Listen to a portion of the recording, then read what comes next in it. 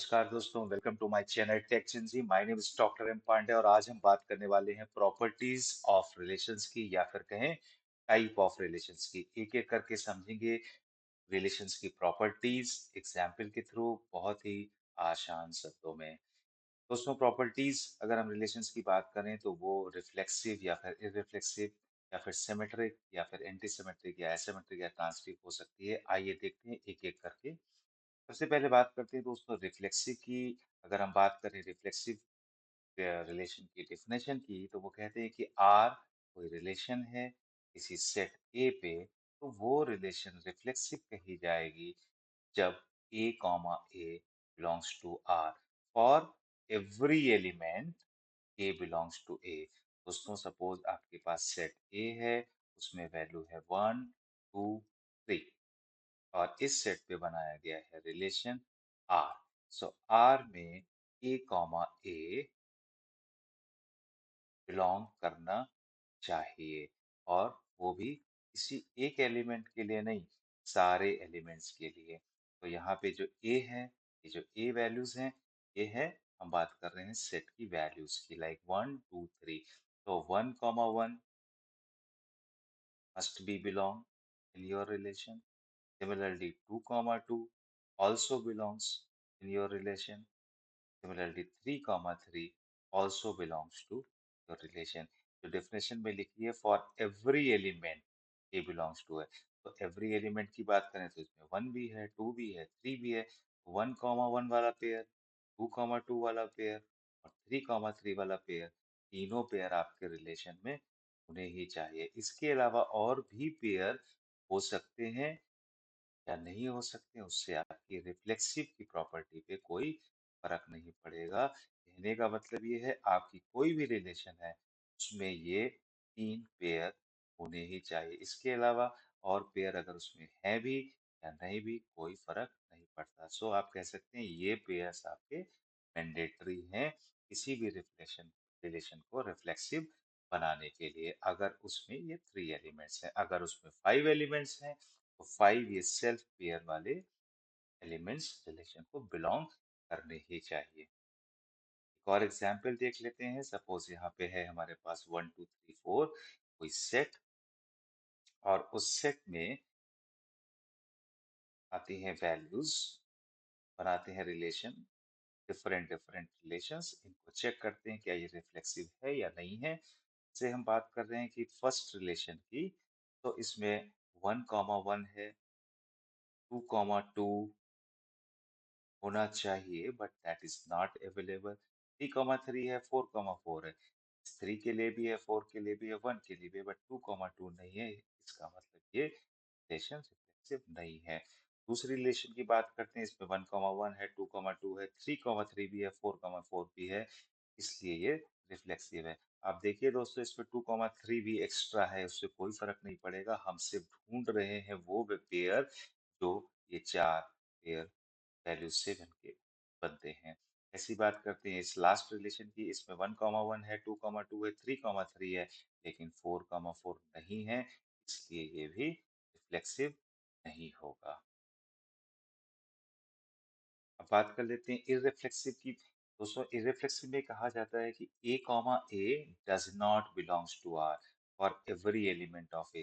मान लेते हैं कोई सेट ए है जिसमें वैल्यू है 1 2 3, और अगर आपके पास रिलेशन आर है जिसमें पेयर बन रहे हैं 1 comma 2 3 comma 2, ये दोस्तों इररिफ्लेक्सिव कहलाई जाएगी। अगर कोई रिलेशन आर है जिसमें वैल्यूज हैं 1 comma 1 2 comma 3, तो दोस्तों ये रिफ्लेक्सिव नहीं होगी, क्योंकि इसमें ए कॉमा ए वाला पेयर आ गया है। एक भी सिंगल, चाहे वो 1 comma 1 हो, चाहे 2 comma 2 हो, चाहे 3 comma 3, कोई भी पेयर नहीं होना चाहिए।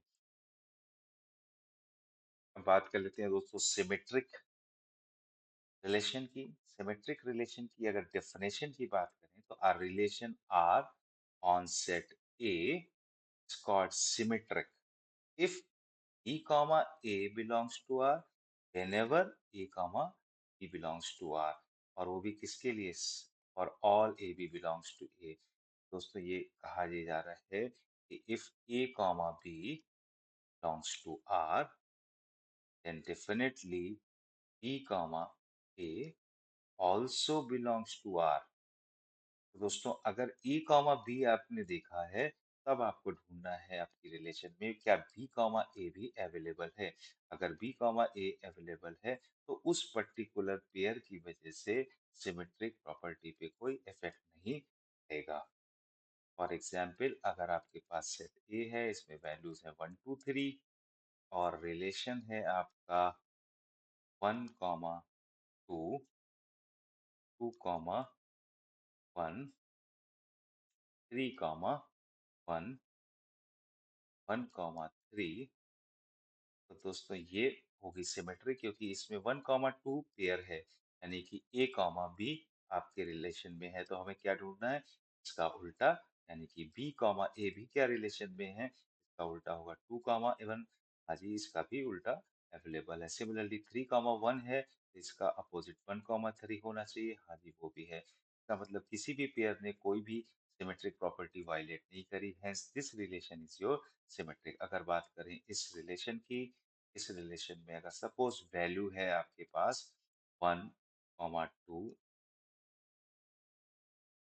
2 1 3 2, तो अगर 1 2 है तो इसका उल्टा होना चाहिए 2 1। जी हाँ है। 3 2 इसका उल्टा होना चाहिए 2 3, जो कि नहीं है। इसका मतलब इस पर्टिकुलर पेयर ने आपकी सिमेट्रिक रिलेशन की प्रॉपर्टी को वायलेट किया है, इसलिए ये सिमेट्रिक नहीं रह जाती है। अगर कोई रिलेशन R है, सपोज इसमें वैल्यू है 1 1, सिंपल, ये क्या सिमेट्रिक होगा या नहीं, ये दोस्तों सिमेट्रिक होगा बिकॉज 1 1 का उल्टा भी 1 1 होता है, इसलिए ये सिमेट्रिक होगा। बात कर लेते हैं दोस्तों एंटी सिमेट्री की। सो एज पर डेफिनेशन कोई भी relation R on set A is called anti symmetric if A is equals to B whenever AB belongs to R and B comma A belongs to R। दोस्तों इसका मतलब ये है कि A comma B और B comma A दोनों आपके relation में बिलोंग कर रहे हैं, तो वो सिर्फ एक ही केस होगा जब ए और बी दोनों इक्वल हों। यानी कि एग्जाम्पल से समझने की कोशिश करते हैं। सपोज आपके पास सेट ए है जिसमें वैल्यू है 1 2 3 और रिलेशन है आर। इसमें हमने अगर पेयर रखा हुआ है तो 1 2 3 1 4 2 and sorry, not 4, this 3 3 2 and 2 2। दोस्तों चेक करते हैं क्या ये एंटी सिमेट्रिक होगा या नहीं। हम डेफिनेशन की बात करें तो वो कहते हैं कि ए कॉमा बी आर को बिलोंग करेगा and B comma also belongs to R, लेकिन सिर्फ एक ही केस में जब ए और बी दोनों इक्वल हों। जैसे कि अगर हम बात करें पहले पेयर की 1 2, तो 1 2 अगर आपकी रिलेशन में है तो 2 1 नहीं होना चाहिए क्योंकि 1 और 2 दोनों ही इक्वल नहीं है। तो ए comma B B comma A दोनों रिलेशन में बिलोंग करेंगे सिर्फ उसी केस में जब दोनों इक्वल होंगे। तो ये दोनों इक्वल तो है नहीं, इसलिए इसका उल्टा 2 1 नहीं हो सकता। सिमिलरली 3 1 ये भी दोनों इक्वल नहीं है, 3 and 1 आर नॉट इक्वल, इसलिए 1 3 नहीं होना चाहिए और वो है भी नहीं। सिमिलरली 3 2 दोनों इक्वल नहीं है और वो नहीं होना चाहिए और है भी नहीं। सिमिलरली 2 2 आपका रिलेशन में है, यानी कि ए कॉमा बी आपकी रिलेशन में है। इसका उल्टा दोस्तों बी कॉमा ए वो भी 2 2 ही होता है। ये A comma B and B comma A दोनों ही आपके रिलेशन में बिलोंग कर रहे हैं। यहाँ पे दोस्तों A comma B is equals to b comma a and that is equals to 2 2 because a is equals to b। तो ये वाले पेयर तो अलाउड हैं। इसका मतलब ये नहीं है कि ये रिफ्लेक्सिव टर्म होने ही चाहिए। सिर्फ और सिर्फ ये रिफ्लेक्सिव टर्म्स हो सकते हैं, ऐसा जरूरी नहीं है कि इनको रखना ही है। ओके। बाकी किसी भी केस में अगर ए कॉमा बी आपके रिलेशन में है तो उसका उल्टा बी कॉमा ए नहीं होना चाहिए। तो इन शॉर्ट आप एक बार फिर से समझिएगा, कोई भी रिलेशन है उसमें अगर ए कॉमा बी बिलोंग कर रहा है तो बी कॉमा ए बिलोंग नहीं करना चाहिए, लेकिन बट अगर वो इक्वल हैं, ए इज इक्वल टू बी, तो वो कर सकते हैं। या फिर आप कह सकते हैं ए कॉमा ए वाले पेयर आर अलाउड। दोस्तों बात करते हैं अब एसिमेट्रिक की। कोई भी relation R on set A is asymmetric if A comma B belongs to R, then B comma A does not belongs to R. Again कोई रिलेशन है सेट ए पे जिसमें अगर सपोज 1,2 आ गया है तो 2,1 नहीं आ सकता। अगर 3,1 आ गया है तो 1,3 नहीं आ सकता। लाइक 1,2 है तो 2,1 नहीं है, 3,1 है तो इसका उल्टा 1,3 नहीं है, इसलिए ये एसिमेट्रिक होगा। अगर कोई रिलेशन R है जिसमें पेयर है 1,2 और सपोज है इसमें 1,1, तो ये क्या एसिमेट्रिक होगा, इसमें 1,2 है, इसका उल्टा 2,1 होता है जो कि रिलेशन में नहीं है। इसने कोई भी एसिमेट्रिक की प्रॉपर्टी वायलेट नहीं करी। अगर कोई पेयर है 1,1, इसका उल्टा क्या होगा दोस्तों, 1,1, इसका मतलब A comma B belongs to your relation, इसका उल्टा b comma a that is also belongs to your relation, that is not the case of asymmetric, hence you can say this is your not asymmetric। और 1,1 का उल्टा दोस्तों क्या होता है, 1,1, जो कि एसिमेट्रिक में नहीं हो सकता, लेकिन एंटी सिमेट्रिक में ये पॉसिबल है। अब दोस्तों बात कर लेते हैं कुछ एग्जाम्पल्स की, जिसको हम समझेंगे कि कौन सी रिलेशन सिमेट्रिक है, एंटी सिमेट्रिक है या फिर एसिमेट्रिक है। अगर हम पहली बात रिलेशंस की बात करते हैं तो इसमें 1,1 है। अगर हम बात कर रहे हैं सिमेट्रिक की तो 1,1 है, 1,1 का उल्टा क्या होता है दोस्तों, 1,1। तो इसने कोई भी वायलेट नहीं करी प्रॉपर्टी। 1,2 इसका उल्टा क्या होता है दोस्तों, 2,1। तो 2,1 होना चाहिए, अगर 1,2 है तो 2,1 भी है। इन इस पेयर ने भी कोई भी प्रॉपर्टी वायलेट नहीं करी। 3,3 है तो इसका उल्टा क्या होगा दोस्तों, 3,3। 4,4 का उल्टा 4,4, इसका मतलब ये रिलेशन आपकी सिमेट्रिक कहलाई जाएगी। क्या ये एंटी सिमेट्रिक हो सकती है? एंटी सिमेट्रिक में दोस्तों अगर वन ए कॉमा बी है तो बी कॉमा ए नहीं होना चाहिए, प्रोवाइडेड वो दोनों इक्वल ना हो। जैसे कि अगर मैं बात करूं 1,1 की तो इसका उल्टा क्या होगा, 1,1। तो ये पेयर एंटी सिमेट्रिक में हो सकते हैं, अलाउड हैं, क्योंकि ये दोनों इक्वल हैं। तो इस पर्टिकुलर पेयर ने कोई भी प्रॉपर्टी वायलेट नहीं करी। अगर हम बात करें 1,2 की तो 1,2 इसका उल्टा 2,1 नहीं होना चाहिए एंटी सिमेट्रिक में, लेकिन वो अवेलेबल है, इसलिए ये एंटी सिमेट्रिक नहीं रह गया। और जब ये आपका रिलेशन सिमेट्रिक नहीं है, अब इसके बाद हम चेक कर लेते हैं एसिमेट्रिक की। अगर एसिमेट्रिक की बात करें, ये पर्टिकुलर रिलेशन एसिमेट्रिक ही नहीं होगा, क्योंकि इसमें 1,1 भी है, 1,2 का उल्टा 2,1 भी है, इसलिए सिर्फ ये सिमेट्रिक है। बात करते हैं दूसरी रिलेशन की। इस रिलेशन में सिर्फ एक ही पेयर है दोस्तों, क्या ये सिमेट्रिक होगा? 1,1 का उल्टा क्या होता है, 1,1 पेयर और नहीं है, सिर्फ एक ही पेयर था, इसलिए ये सिमेट्रिक है। एंटी सिमेट्रिक की बात करें तो 1,1 का उल्टा होता है दोस्तों 1,1, दोनों ही इक्वल हैं, इसलिए इस पर्टिकुलर पेयर ने कोई भी प्रॉपर्टी वायलेट नहीं करी, इसलिए ये एंटी सिमेट्रिक होगा। और अगर हम बात करें एसिमेट्रिक की, तो एसिमेट्रिक में अगर ए कॉमा बी है तो बी कॉमा ए नहीं होना चाहिए, जो कि यहाँ पे दिख रहा है। तो ये एसिमेट्रिक नहीं होगा, ये सिमेट्रिक है और ये एंटी सिमेट्रिक है। दूसरी रिलेशन की बात करें अगर, in this there are three pairs, 1,3 है, इसका उल्टा होना चाहिए 3,1 सिमेट्रिक होने की, और आपके रिलेशन में 3,1 नहीं है, इसलिए ये सिमेट्रिक नहीं रह जाएगा। इस पर्टिकुलर पेयर ने ऑलरेडी वायलेट कर दिया, बाकी पेयर्स के लिए चेक करने की लिए जरूरत नहीं है। अब बात करते हैं एंटी सिमेट्रिक की। 1,3 है तो 3,1 नहीं होना चाहिए, यहाँ इसमें 3,1 ही है। 3,2 है तो 2,3 नहीं होना चाहिए, जी हाँ 2,3 इसमें नहीं है। 2,1 है तो 1,2 नहीं होना चाहिए। जी हाँ, 2,1 1,2 भी इसमें नहीं, इसलिए ये एंटी सिमेट्रिक है। एसिमेट्रिक की बात करें अगर, एसिमेट्रिक की डेफिनेशन की बात करें तो 1,3 है, 3,1 नहीं होना चाहिए, नहीं है। 3,2 है तो 2,3 नहीं होना चाहिए, नहीं है। 2,1 है तो 1,2 नहीं है। बस अगर इसमें कोई सेल्फ पेयर जैसे कि 2,2 अगर इस रिलेशन में होता तो ये एंटी सिमेट्रिक तो रह जाता, लेकिन एसिमेट्रिक नहीं रह जाता। बात करते हैं इस पर्टिकुलर रिलेशन की। 4,4 है, इसमें 3,3 है, 1,4 है। 4,4 है तो ये आपने सिमेट्रिक प्रॉपर्टी को वायलेट नहीं करता। 3,3 है, सिमेट्रिक प्रॉपर्टी को वायलेट नहीं करता।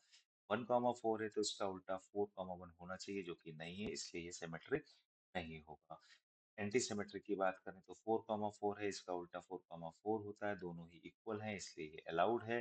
3,3 है का उल्टा 3,3 होता है, दोनों इक्वल हैं, इसलिए ये अलाउड है। 1,4 है, इसका उल्टा होता है 4,1, जो कि नहीं होना चाहिए आपके रिलेशन में एंटी सिमेट्रिक होने के लिए। इसमें 4,1 नहीं है, इसलिए ये एंटी सिमेट्रिक होगा। अगर हम बात करें एसिमेट्रिक की, एसिमेट्रिक में अगर 1,4 है तो 4,1 नहीं होना चाहिए, कोई इश्यू नहीं है, इसने कोई प्रॉपर्टी वायलेट नहीं करी। 3,3 है तो इसका उल्टा 3,3 ही होता है, जो कि अवेलेबल है, इसलिए ये एसिमेट्रिक नहीं रह जाएगा, सिर्फ एंटी सिमेट्रिक ही रहेगा। बात कर लेते हैं दोस्तों दूसरी रिलेशन ट्रांजिटिव की। ट्रांजिटिव की रिलेशन की डेफिनेशन है, कोई relation R on set A is called transitive if whenever a comma b belongs to R and b comma c belongs to R, then only need to find out is comma c belongs to R। कहने का मतलब दोस्तों ये है, अगर कोई pair A comma B and B comma C दोनों आपके आर को बिलोंग करते हैं, ए कॉमा बी और बी कॉमा सी, यानी कि ये बी और ये बी इक्वल, पहले पेयर का जो एंडिंग है दूसरे पेयर की वो स्टार्टिंग होनी चाहिए। अगर ये दोनों पेयर साइमल्टेनियसली आपकी रिलेशन में हैं, तब आप क्या करेंगे, इसका ए और इसका सी मिला के जो पेयर बनाते हैं उसको ढूंढेंगे क्या वो रिलेशन में अवेलेबल है। अगर ऐसा सब के साथ है तो वो रिलेशन ट्रांजिटिव कहलाई जाएगी। देखते हैं इसको एग्जाम्पल से। कोई रिलेशन है आपकी सेट 1 2 3 4 पे, देखते हैं क्या वो ट्रांजिटिव है या नहीं। सपोज ये पहली रिलेशन है आपकी, इसमें 1,1 है। इस 1,1 में ये ए है और ये बी है, तो इसका मतलब ये हुआ हमको वो पेयर देखना है पहले जो बी से यानी कि 1 से स्टार्ट होता हो। हमको मिल रहा है एक ये पेयर, लास्ट तक जाएंगे कोई भी पेयर और नहीं है, तो ये है आपका बी और ये है सी। दोस्तों ए आपका 1 है, सी आपका 2 है, यानी कि इससे निकल के आएगा, ए से निकल के आया, सी से निकल के आया 1, तो अब आपको ढूंढना है क्या इसमें 1,2 पूरे रिलेशन में कहीं अवेलेबल है। 1,1 1,2, जी हाँ 1,2 ये अवेलेबल है। तो इस पर्टिकुलर पेयर ने कोई भी ट्रांजिटिव प्रॉपर्टी वायलेट नहीं की। अब आपको आगे बढ़ना पड़ेगा। इस का काम हो गया, आगे बढ़ते हैं। 1,2, अब यहाँ पे ये आपका 1 ए हो गया और ये बी हो गया, तो आपको 2 से स्टार्ट होने वाले पेयर देखने हैं। आपको 2 से स्टार्ट होने वाले पेयर मिलता है, एक ये है और 2 से स्टार्ट होने वाला एक पेयर ये है। तो अब आप हम बनाएंगे आपका ए कॉमा सी 1,2, इस वाले 1 से और इस वाले 2 के साथ एक पेयर बनेगा 1,2। देखना पड़ेगा क्या 1,2 आपके रिलेशन में है। यहाँ 1,2 आपके रिलेशन में अवेलेबल है। सिमिलरली इस पेयर के साथ देखेंगे 1,1, ये वाला 1 और ये वाला 1, 1,1। देखना पड़ेगा क्या 1,1 है। जी हाँ 1,1 अवेलेबल है, इसलिए इस पेयर ने भी कोई भी प्रॉपर्टी को वायलेट नहीं किया है। अब हम आगे बढ़ जाएंगे यहाँ से। 1,1 का हो गया, 1,2 का भी हो गया। अब हम बात करते हैं 2,2 की। इसमें दोस्तों अगेन ये ए है, ये बी है और बी से स्टार्ट होने वाला यानी कि 2 से स्टार्ट होने वाले पेयर हैं यहाँ पे। एक ये हो गया बी, ये हो गया सी। ये A2 और C1 मीन्स 2,1 आपकी रिलेशन में होना चाहिए। हाँ जी 2,1 रिलेशन में है। अगेन इसने भी कोई भी प्रॉपर्टी को वायलेट नहीं किया। हम आगे बढ़ जाते हैं 2,1 के लिए। यहाँ पे ए ये हो जाता है, बी हो जाता है 1। 1 से स्टार्ट होने वाले पेयर हैं आपके ये दो। ये एक बी कॉमा सी ये बनाएगा, एक बी कॉमा सी ये बनाएगा। ठीक? तो हमें देखना है 2,1। ये वाला 1, 2,1 अवेलेबल है, हाँ जी वो फ्री पेयर है 2,1।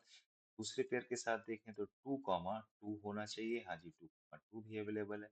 तो इसने भी हमारी प्रॉपर्टी को वायलेट नहीं किया। अब हम आगे बढ़ जाते हैं 3,3। ये ए है, ये बी है। सी से स्टार्ट होने वाला कोई भी पेयर इसमें अवेलेबल नहीं है। इसका मतलब क्या है, ए कॉमा बी तो है लेकिन B comma A does not belongs to R. तो जब बी कॉमा ए आर को बिलोंग ही नहीं करता है तो आपको सॉरी बी कॉमा सी आपको आर को बिलोंग ही नहीं करता है तो ए कॉमा सी को ढूंढने की कोई जरूरत नहीं है। Hence you can say this particular relation is transitive. Similarly बात करते हैं दूसरे रिलेशन की। 1,3 है, 3 से स्टार्ट होने वाला। हम देखेंगे इसमें कौन से पेयर हैं। एक पेयर है 3 से स्टार्ट होने वाला और जो कि एंड होता है 2 पे। तो 1,2 आपकी रिलेशन में होना चाहिए जो कि नहीं है, इसलिए ये ट्रांसिटिव नहीं रहेगा। बाकी पेयर्स पे चेक करने की लिए जरूरत नहीं है। अगर एक भी पेयर आपको मिल जाता है जो ये प्रूव कर देता है ये ट्रांसिटिव नहीं है तो वो रिलेशन ट्रांसिटिव नहीं जाती। 2,4 है, 4 से स्टार्ट होने वाली रिलेशन पेयर देखेंगे। एक हमको ये मिलता है 4,3, एक मिलता है 4,1।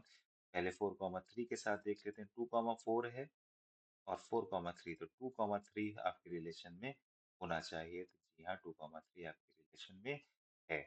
2,4 है, 4,1 है, तो 2,1 आपकी रिलेशन में, ये 2,1 आपके रिलेशन में होना चाहिए लेकिन वो नहीं है, इसलिए ये भी ट्रांसिटिव नहीं रह जाती है। दोस्तों दोस्तों ये थी आपकी प्रॉपर्टीज ऑफ रिलेशंस या फिर कहें आप type of relations. Next video में दोस्तों बात करेंगे हम कंबाइनिंग रिलेशंस की। Keep watching techs and ji.